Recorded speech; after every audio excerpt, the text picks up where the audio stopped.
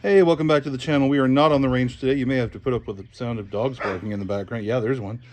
Um, Guys, on this very, very special day, I want to talk to you about the Type 2 hand phaser. Now, these were first introduced in the mid-23rd century. They were a real revolution for Starfleet.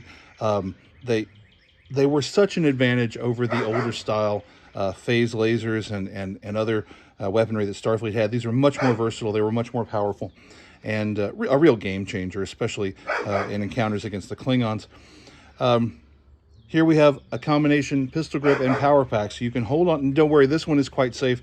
I've swapped out the module, so it's soft light only. It's a training module. It can't actually fire. It just shoots a beam of soft light. It's fine.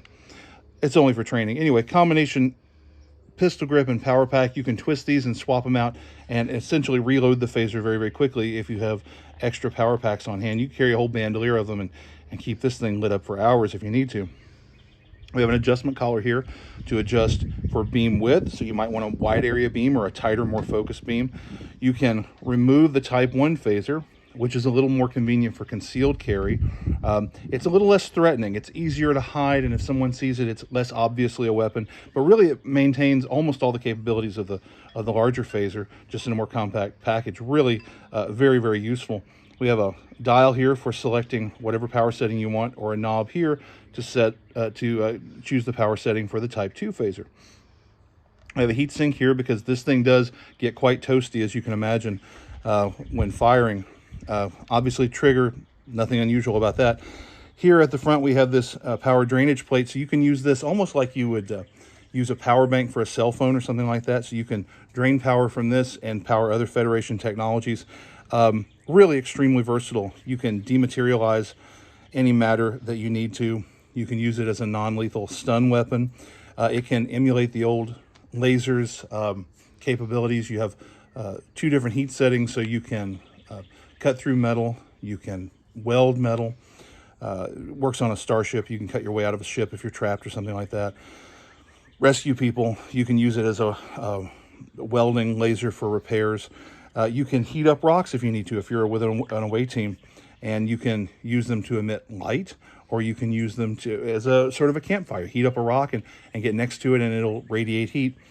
You can start a fire with this if you need to. The phaser is just so versatile. It has sonic disruption settings, and it has neural disruption settings, which can kill people, of course. I mean, it is a weapon, first and foremost. Wonderfully versatile, elegant weapon. Based on translator technology, that was a huge leap forward for the Federation in the 23rd century. Of course, transporter technology is based on the same translator physics. To my mind, some people say the Klingon weapons are where it's at. I always thought that the Federation phasers were just more elegant and a better design. I much prefer Federation technology to Klingon. Klingon technology is great and all, it works, but Federation technology is just so much cooler and more elegant. This was originally based on Andorian designs.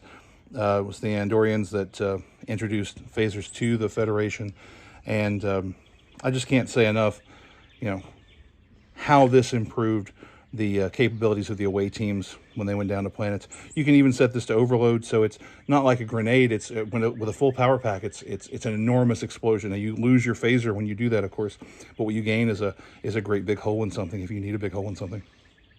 You can dematerialize any material that's in your way. If you've got a cave, a mine or something where there's been a cave in, you can just vaporize those rocks and they're gone. Just get them out of your way. You can create a tunnel very quickly if you need to.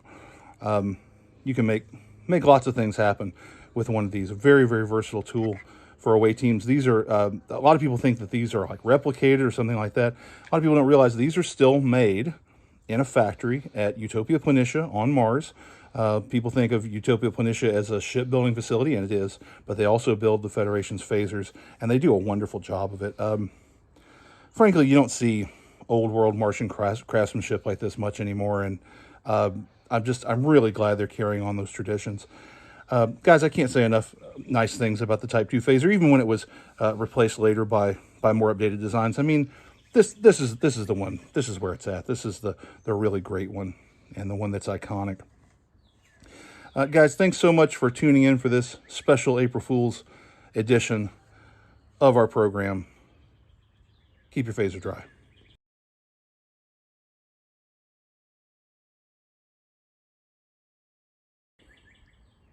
Sun's out, stuns out.